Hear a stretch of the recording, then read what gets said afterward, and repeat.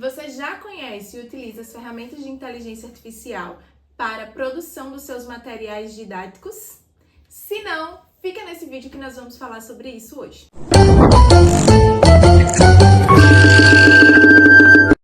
Hoje eu estou aqui com o professor Tiago Barreto, que é doutor em engenharia de computação, e ele vai conversar um pouquinho com a gente sobre como produzir esses materiais didáticos de forma crítica, ética, justa e, claro, vai nos dar algumas dicas de plataformas de IA.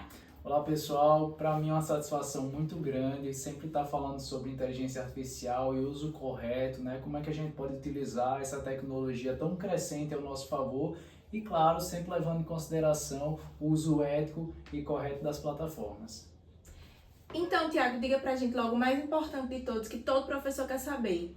Quais plataformas de inteligência artificial a gente pode utilizar para fazer os nossos materiais? Por exemplo, plano de aula, planejar aulas mais engajadoras, porque hoje os meninos não querem assistir aula, né? Eles não querem estar na escola. Então, a gente tem que pensar em formas de levar o nosso conteúdo de uma maneira que o aluno queira estar ali.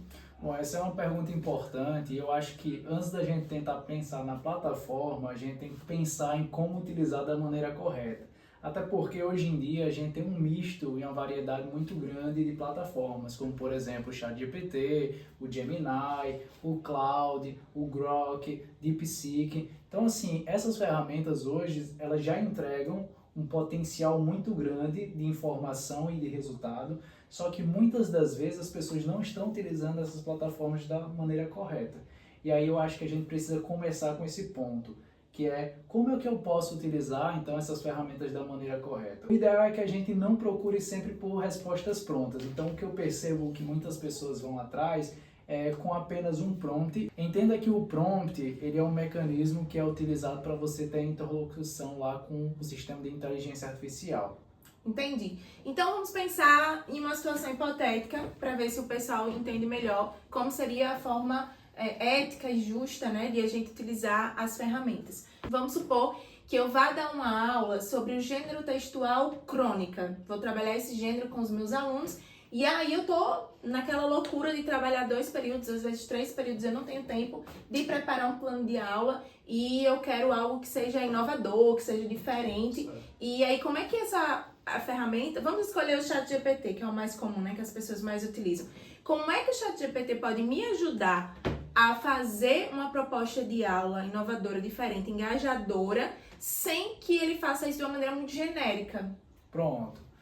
Tem uma maneira genérica, que geralmente é o que a maioria das pessoas utilizam. Como é que a gente faz genericamente? Diga que aí é pra só gente. você colocar, produza para mim um material didático envolvendo essa temática. Pronto. Aí no momento que você joga essa informação, ele vai te passar algo totalmente genérico. Então, se eu colocar lá assim, elabore uma aula sobre o gênero crônica para os meus alunos do 6º ano. Se eu colocar só isso, ele já vai me entregar algo bem genérico. Muito provavelmente, né? Porque você não está passando, por exemplo, informações pertinentes como a quantidade de alunos, né? Qual é o perfil desses alunos, Entendi. se tem alunos com necessidades especiais ou se não tem, né? Então, essas informações, como elas não estão sendo passadas, muito provavelmente ele vai te dar uma atividade que pode ser até que sirva, né? Mas ela não vai ser uma atividade direcionada especificamente para os seus alunos. Como é que eu faço para ter uma atividade? Vamos pensar que eu quero que o ChatGPT me retorne uma proposta de aula engajadora, inovadora, adequada ao meu público. Como é que eu faço isso? Pronto.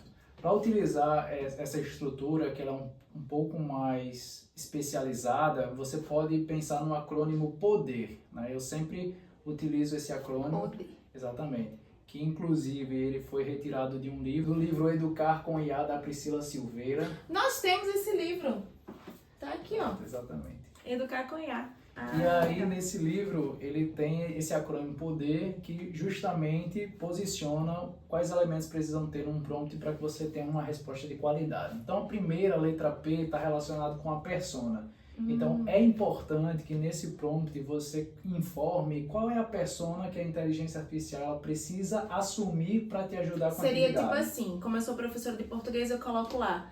Gostaria que você se comportasse como se fosse um professor de português do ensino básico da 8ª série, ou do 7º ano. Entendeu? Quando você atribui a persona, ele vai procurar, né, ele vai formular uma resposta como se ele fosse esse personagem, O essa professor. pessoa. Então a resposta ela tende a ser uma resposta um pouco mais qualificada por conta disso, né? Porque ele vai tentar assumir esse papel para te propor a resposta.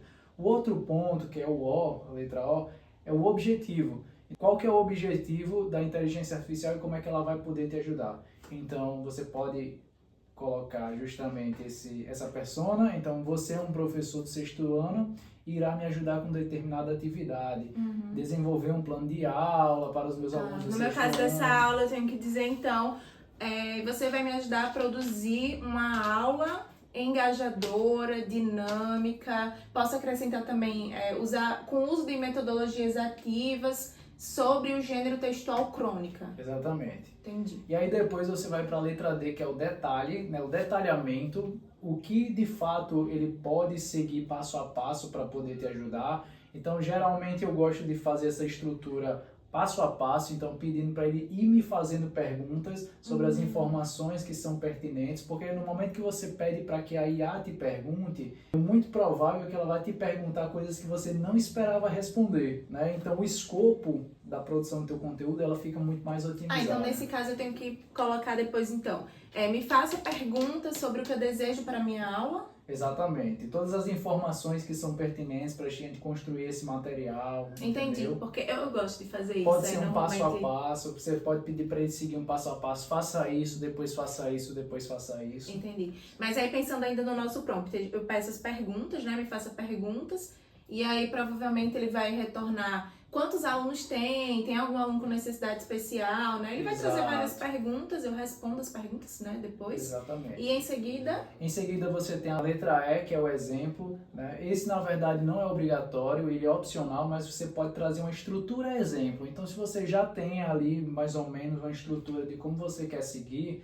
você pode copiar essa informação dentro desse prompt, inclusive você pode separar com 3 aspas duplas, então abre 3 aspas duplas, joga o conteúdo e fecha 3 aspas duplas. Essa é uma boa prática que inclusive a OpenAI recomenda para que você consiga criar os seus blocos de informação. Eu posso dizer também nesse momento o que é que eu quero que os alunos aprendam, né? Exato. Por exemplo, eu quero que eles aprendam a estrutura do gênero crônica, quero que eles visualizem exemplos também, quero que eles entendam quais são os contextos em que as crônicas circulam, eu vou dando o máximo de informações que eu quero, né? Exato. E para fechar, a gente tem o resultado. O resultado é a forma como você quer que aquela informação apareça para você. Você quer em formato de tópicos, você quer em formato de uma tabela, você quer em bullet points e texto corrido, né?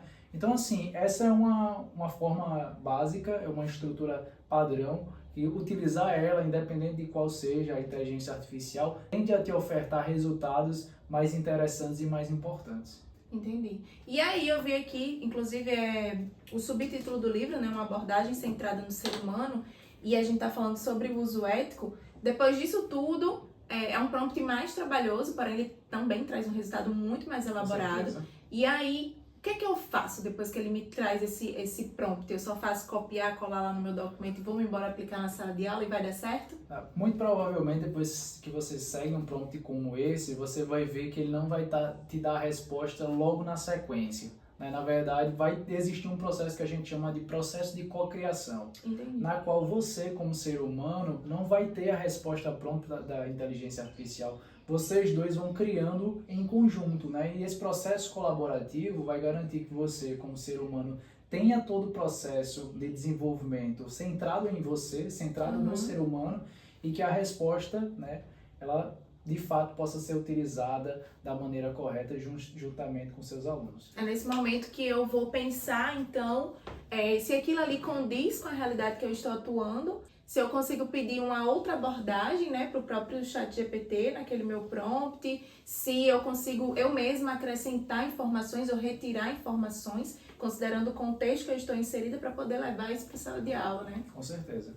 Porque embora as pessoas falem muito que eu não vou utilizar isso porque só copiar e colar vai acabar com a minha criatividade, né? A gente tem vários comentários acerca disso. É importante perceber que com esse cuidado, essa curadoria, né, digamos assim, faz com que a gente seja até mais criativo, que a gente consiga fazer aulas cada vez mais diferentes na sala de aula, porque vai otimizar o nosso tempo. E mais do que isso, a ferramenta ela vai estar sendo utilizada justamente com a sua função, que é melhorar a produtividade do ser humano, melhorar a entrega, otimizar o processo de trabalho. É justamente para isso que ela serve. Que vai fazer diferença lá na sala de aula, né? Porque Exato. a gente vai trazer uma perspectiva diferente e uma forma de aprendizado diferente, sem falar que a gente vai estar aprendendo também novas metodologias, novas estratégias para poder utilizar e reformular, né, na nossa rotina. Então, pessoal, a ideia do vídeo de hoje era essa, trazer um pensamento inicial sobre o uso dessas ferramentas. A gente focou hoje no ChatGPT, mas existem muitas outras. Se vocês gostaram desse conteúdo, comenta aí pra gente fazer outros vídeos com outras ferramentas e também segue a gente nas redes sociais. Tem o meu Instagram, blog da professora Jéssica, e o Instagram Tiago Barreto Prof. Ele fala bastante sobre inteligência artificial e também se inscreve aí no canal e curte e compartilha.